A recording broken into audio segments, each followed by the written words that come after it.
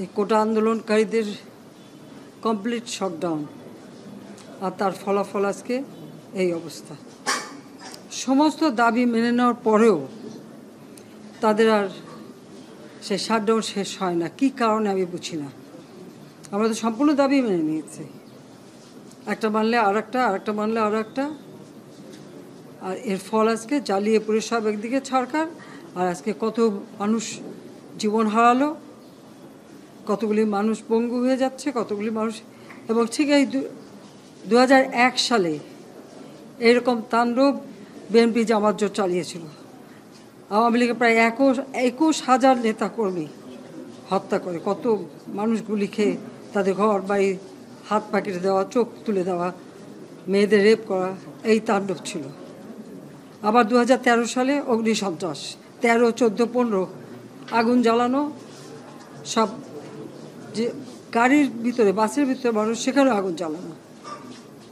23 সালে সেখানেও সেই তাণ্ডব, আর প্রতিবারই পুলিশের উপরে আঘাত, পুলিশের হত্যা, মানুষ মেরে ঝুলিয়ে রাখা, পুলিশ মেরে ঝুলিয়ে রাখা, গাজীপুরে আমাদের কর্মী মেরে ঝুলিয়ে রাখা।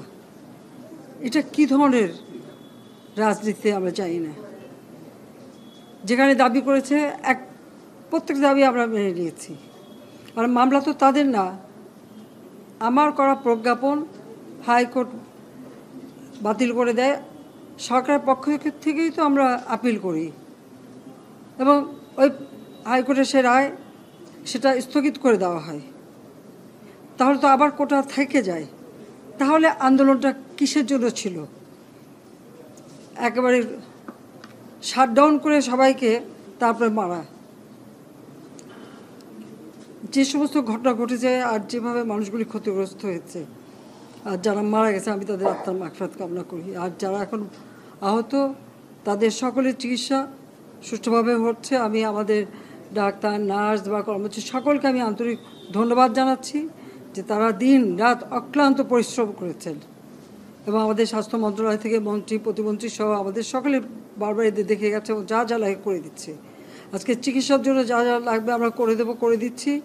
আর যারা পা হারিয়েছে বা হাত হারিয়েছে, আমরা কৃত্রিম পায়ের ব্যবস্থা করে দেব, যাতে তারা আবার সুস্থ মানুষের মতো চলতে পারে, নিজের কাজ করতে পারে।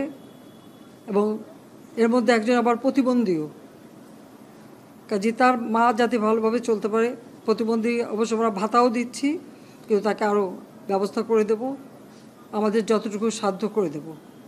কিন্তু আমার দেশবাসীর কাছে আমি বিচার চাই, কি অপরাধটা কি করেছি যে এইভাবে, যেখানে আমি মানুষের ভাগ্য পরিবর্তনের কাজ করে যাচ্ছি, মানুষের জীবন মান উন্নয়ন করেছি। আজকে বাংলাদেশ সেই 2008-এর বাংলাদেশ আর 2024-এর বাংলাদেশ তো এক না।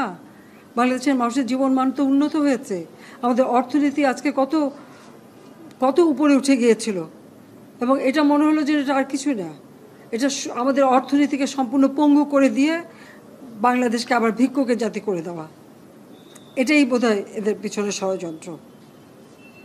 সেটাই হচ্ছে সবথেকে দুঃখজনক, যে দিন রাত অক্লান্ত পরিশ্রম করে বাংলাদেশটাকে যখন একটা জায়গায় নিয়ে আসলাম, আজকে সেখানে দেখি এই একদিকে জ্বালাও পোড়াও সব কিছু। ঠিক যে প্রতিষ্ঠানগুলি মানুষের সেবা দেয়, আজকে মেট্রো রেলে চড়ে মানুষ কত অল্প সময়ের মধ্যে সময় বাঁচিয়ে কর্মস্থলে পৌঁছাতে পারতো, আবার ফিরতে পারতো। সেখানে ছাত্ররা, চাকরিজীবী, সাধারণ মানুষ সবাই তো যেতে পারতো।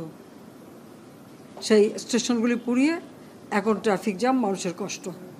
আমি তো কষ্ট লাঘব করেছি, কিন্তু যারা এইভাবে আগুন দিয়ে পুড়িয়ে মানুষের সে কষ্টে আবার ফেলে দিল, তাদের বিচার দেশের মানুষকেই করতে হবে। আমি খালি সকলের সহযোগিতা চাই।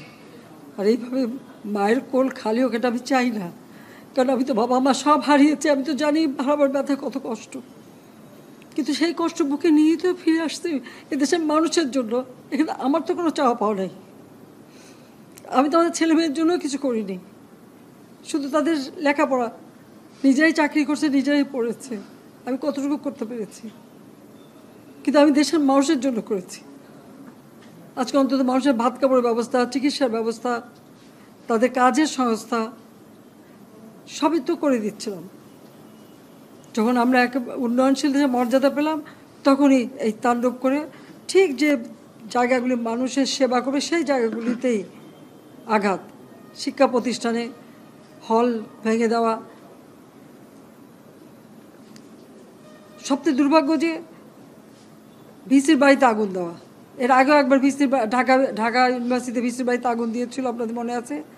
রংপুরে সেখানে আগুন দিয়েছে, ময়মনসিংহ কৃষি বিশ্ববিদ্যালয় থেকে শুরু করে বিভিন্ন জায়গায় এই তাণ্ডব চালিয়েছে। রাজশাহীতে এই তাণ্ডব চালিয়েছে। বিশ্ববিদ্যালয়গুলিতে সেশন জট ছিল, আমি সরকার আসার পর থেকে কোনো সেশন জট নাই। লেখাপড়ার মান উন্নত করা, যাতে এখান থেকে পড়ে আবার বিদেশেও পড়তে হবে, সেই ব্যবস্থাও করে দিয়েছি। কিন্তু তারপরেও কোটা সংস্কার আন্দোলন, কোটা তো আমি বাতিলই করে দিয়েছি। আমি আহ্বান করেছিলাম যে একটু ধৈর্য ধরো, হাইকোর্টে শুনানি হবে, হাইকোর্ট যে রায় দেয়।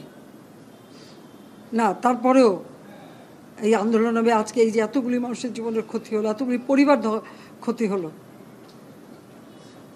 এর দায় দায়িত্ব কাদের?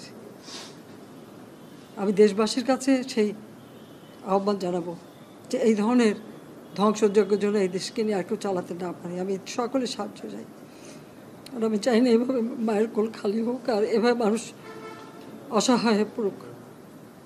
এই হাসপাতালটাই তো আজকে আপনারা দেখেন কত সুন্দরভাবে করে দিয়েছি। কিছু নেই হাসপাতালে, একটা লিফটও ছিল না আমি যখন সরকারে আসি। আর সেই এই হাসপাতালও আমার আব্বা স্বাধীনতার পর জাতির পিতা বঙ্গবন্ধু শেখ মুজিবই করে দিয়েছিলেন।